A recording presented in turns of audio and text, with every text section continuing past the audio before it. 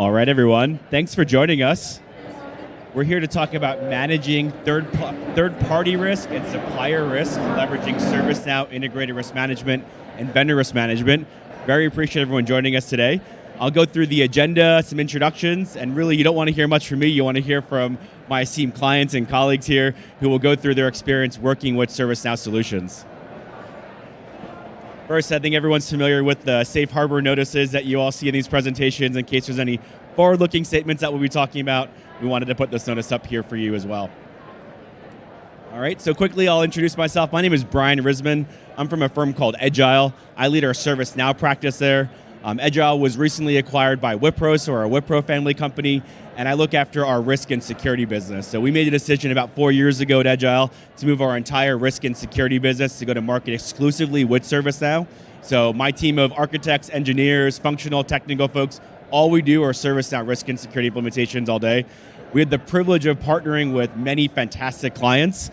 So we have here today folks from both Banner Health as well as Equinix, who we've taken on various journeys. Actually, Banner Health, we started our journey almost 4 years ago, even prior to Cameron when he was in that role. Equinix, we started the journey together about a year ago, and that's continuously ongoing. So you want to hear very much from this team here.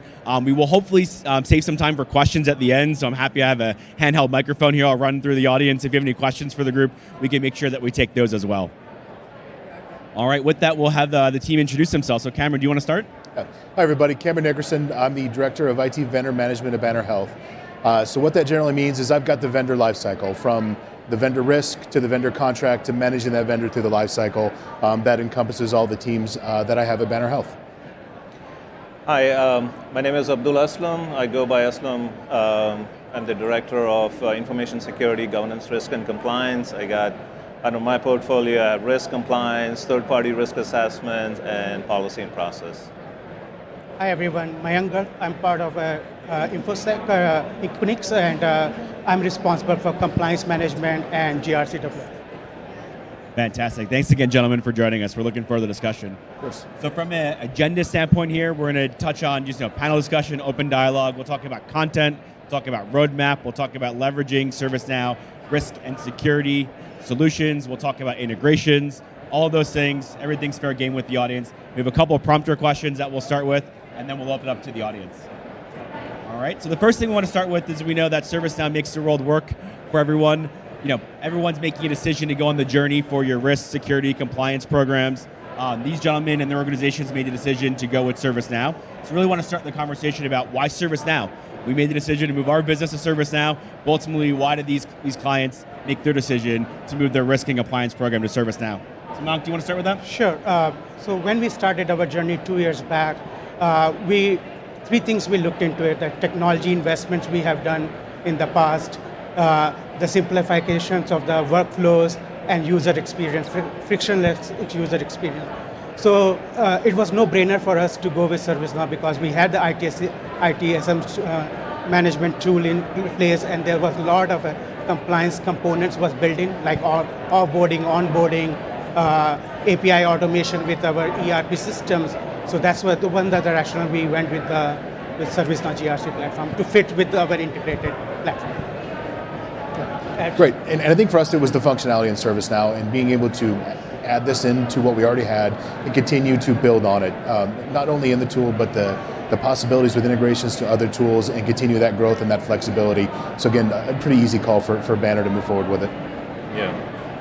As someone who started their career doing IT SOX audits many years ago, people don't like doing compliance reviews, audits, and things like that. A lot of it comes down to the user experience. So from my perspective, when I talk to clients, if you're asking folks to log into another system to go do the activities they don't want to go do, people aren't likely going to engage. So the fact that oftentimes ServiceNow is already an existing technology that people are used to using, they're used to getting those notifications, those inbox items. For us personally, from an implementation partner perspective, we believe that if ServiceNow owns the CMDB, the service catalog, workflow, and reporting, why would you go put your risk and compliance program anywhere else? And that's oftentimes the conversations we have with our clients. Fantastic. All right, so we believe there's 3 decisions that need to be made when you're going on a risk and compliance implementation journey. The first one's the technology. I think we covered that. ServiceNow, hopefully. Second one is who are you going to partner with? You're going to do it in-house. You're going to look for external support. We think the third one's really about content.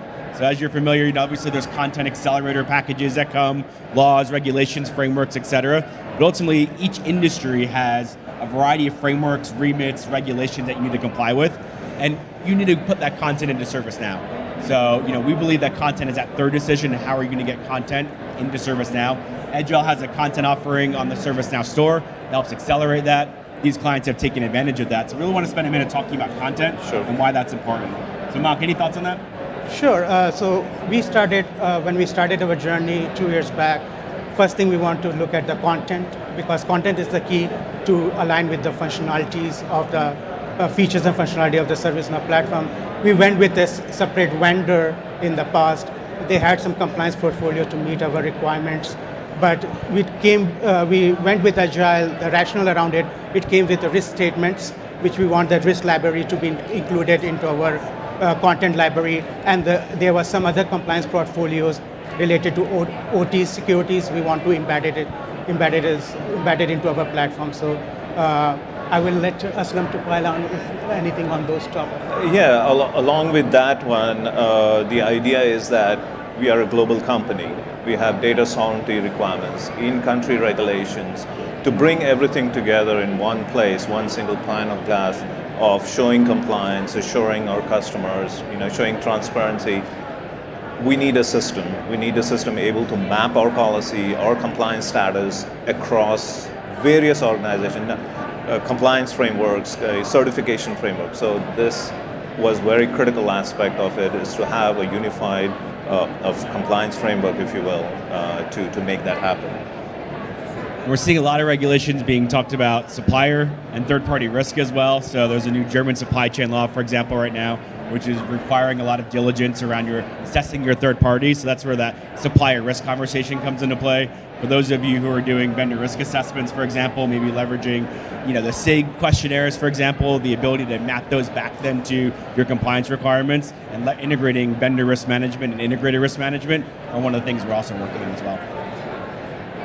So let's talk about the experience. So collaboration, coordination. I know, Cameron, we talked about Banner Health's decision to leverage ServiceNow. You want to talk about the collaboration, coordination amongst the entire organization? Yeah, of course. So this can be the downside of ServiceNow because of all that functionality. You really have to focus on collaboration. So when I took over these teams and started constructing, we had kind of different processes that were spattered out in ServiceNow. We had risk assessments, SIG lights, those were all brought in that one workflow. So coming in for me, it was important to, first of all, get that workflow right, make sure it was good for the customer, make sure it was good for my team to work through it, make sure it was not customized. I had Edgile to partner with that. Often question, when we're building this, please don't let me customize something, so tell me no. And they've been a great partner with that, right? So we were able to build that and get it functional. And then from there, we started adding more teams to the same workflow. And there was two main reasons for us to do that. One, I wanted my teams to be able to work together. So I wanted, if one of my risk analysts found a risk with a particular vendor, I wanted my contracting resource to know that. I wanted that collaboration to go back and forth.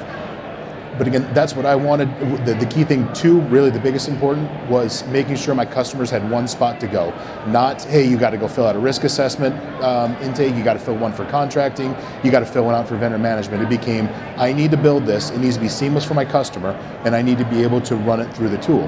And I think partnering with Edgile, we've done a great job of doing that, and that's kind of our starting area and in how we've moved forward. Now it's becoming, can we integrate more to make it easier for the customer? So again, I can link out to different groups, an IT leader to get an approval on something because it's a non-standard. I can reach out to my legal department to engage them on a contract that I might have done. So that's where we are right now, and we'll continue to look at that integration and add things in to make that very seamless for our customers and make sure all that information that's being collected is shared with all those groups and they can work collaboratively in the tool.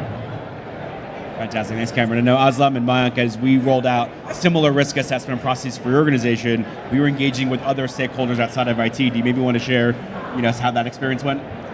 Yeah, we're doing a little bit of a first in.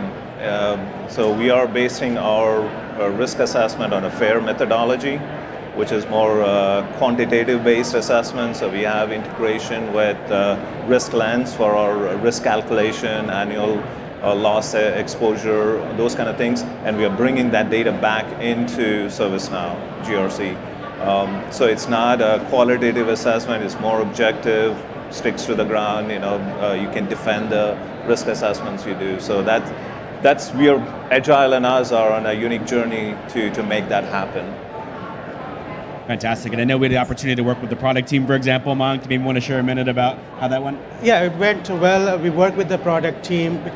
Our goal is to bring a single source of truth GRC platform, so where various business units will use this as a single control plane glass for the management, and give management one single control plane, so where management can see how the compliance is functioning across the organization, how the risk statements are going, what risks are there, what issues are there, what are the top 5 risks to us, what are the top 10 issues to the trending. So we started with InfoSec organization, as Aslam saying, we're going with the FAIR methodology, and we work with the product team, and we're building our foundation, and then we're extending it out to various business units across the organization. Absolutely. One of the things you made me think about, Mayank, and that was one of our philosophies from an implementation perspective is actually reporting first and workflow last. And it's kind of a joke I say in front of ServiceNow folks, as everyone thinks about automation, but no one wants to wake up to 50 items in your inbox every morning because you over-automated or over-workload things. What you need to know is that where are my top risks, or where's the vendor risk onboarding process, what's the status of it, and what's holding it up. So those reports are critical. So when we start implementations, we think about what are the reports that management needs to get the data to make the decisions to run their business. And then from there, let's go automate and workflow smartly after that. So that's one of the philosophies here, but you made me think of it, we said top 5 risks. It comes down to the reporting, and the reporting and the data that's in the system. All right, with that, we know that ServiceNow is a massively powerful platform, if you will, and that's often why many folks make their decision to move to ServiceNow. It's a lot of the integrations, right? Integration with CMDB, if and when ready, integration with other platforms where there's other APIs, et cetera. So maybe we can talk about integrations for a minute, maybe both on platform as well as off platform. So who would like to start? I think, Aslam, we're going to have you start. Yeah, I can start that. I mean, the idea is very simple, right? You input data once and use it, repurpose it wherever is needed. So with that idea, what we are building our GRC platform in a way that when you do assessment, when you do attestations, you collect a lot of data, and you want to monitor a lot of your assessments so that you collect that data, have it ready for any scrutiny, whether it's auditors, internal, external, or your own assessment team. So we are kind of building that now. So it would help us show the compliance, show the trust, show the assurance to our customers. So we are on a journey. So there are a lot of integrations happening with ERP systems, databases, operating systems, your vulnerability scanners, your SIM tools like Exabeam or Splunk or what have you. So we are ingesting a lot of data. And where we cannot, then we'll be working with the team to do RPAs or have an API developed to make that happen. Fantastic. I know you mentioned RiskLens as well, so you guys are working with the RiskLens product? We are working with RiskLens to integrate and the fair quantitative data in, and doing the risk assessment in the ServiceNow platform. And I just pile on what Aslam said on the integration side of it.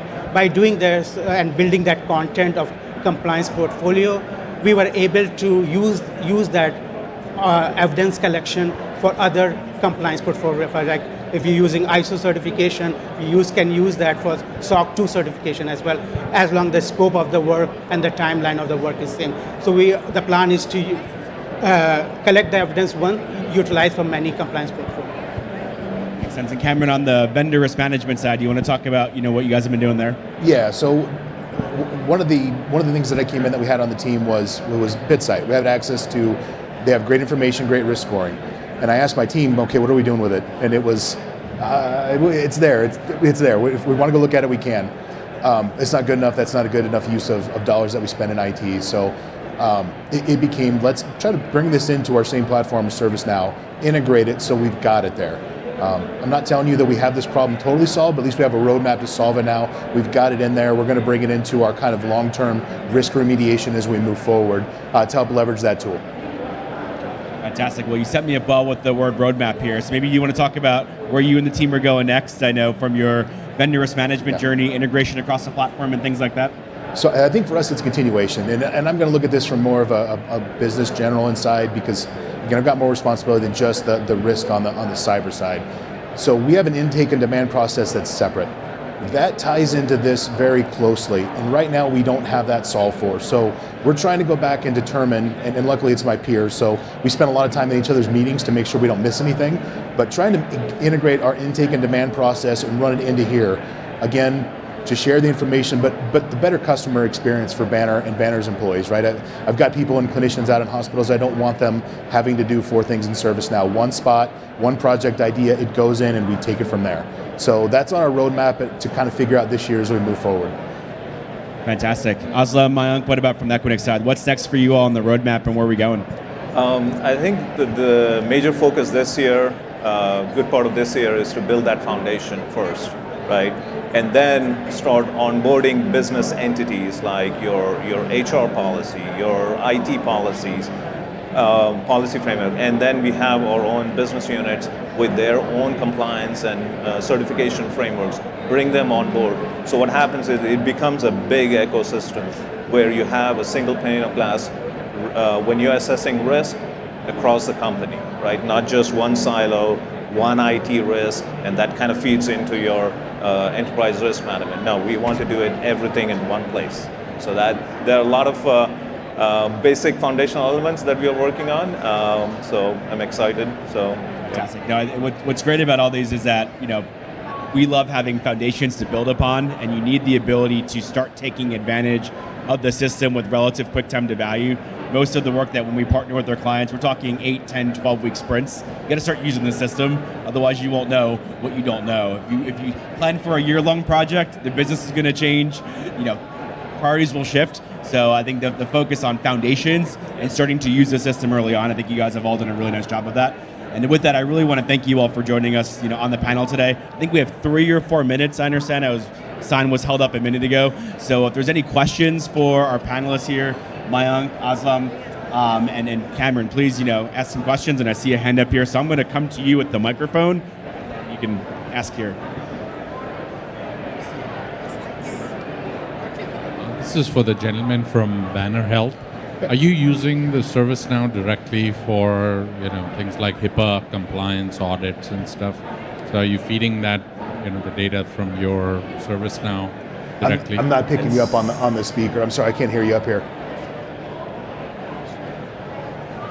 The question was at Banner Health, are you guys using ServiceNow for like HIPAA compliance, audits, and things like that? We've started to use it. That falls outside of mine, but yes, we've run it for audits, and to be honest, that's one of those areas where we probably overbuilt it and got a little out over our skis, right? So that's one area I know we've brought back, and we're trying to go back and look through it. But yes, we are loading HIPAA compliance data in there and using it. I just don't know nearly as much about that area. Perfect. Any other questions? Hi, Eula Moore from Assurant. My question is to you. I don't remember where you're from. What are some of the key foundational elements that you talked about that you're securing initially? Sure.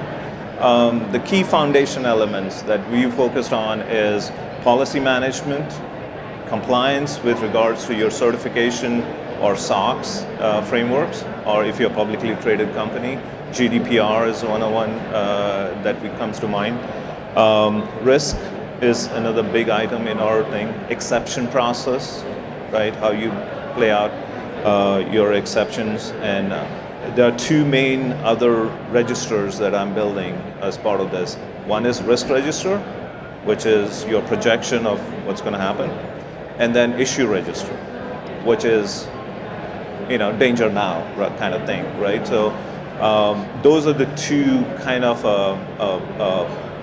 main key indicators that you want to take it to your leaders to show how well your program is running, your security program, right? So those are the foundational things I'm building now And obviously, we're going to bring a lot of the elements, other functions on board to this, like your IT, HR, legal, and other business units with there. We are developing a playbook so that we can operationalize it. It's going to be in sprints. Like, you bring on one business unit, you repeat the same process over and over again to bring those things. I hope that answers your question. UCF, Unified Compliance Framework, for your Sorry. The UCF. Oh, Do you want me to answer? you can talk, yes. No, so for the UCF, we decided in the early stage, but then we switched to agile content due to the risk library statement. So when you look at the UCF, they only give you the control framework with the controls, but they don't give you the risk, right? So we, unless you buy third-party content and ingest those risk statements into the platform. So when we started the journey, we did the policy to compliance control mapping, but we said, do we hire somebody to do the risk library internally, or should we find another solution provider or content provider who can give that us? So we switch it out. And another thing we switched out from UCF was because we are in a IT and OT systems. So to meet that OT system requirement, specific NIST framework, UCF did not have that control framework. Yeah. Well, we've been told I have to wrap. I do apologize. I've been getting the hook sign. Yeah, We're going to go we'll be hang it over available. here, though. So please come chat with us. I'm Yep. going to take the laptop. You want to talk to them? We'd love to chat with you guys over here. We really appreciate everyone coming. Gentlemen, thanks you, for joining everyone. the panel. Thanks, Thank you. everyone.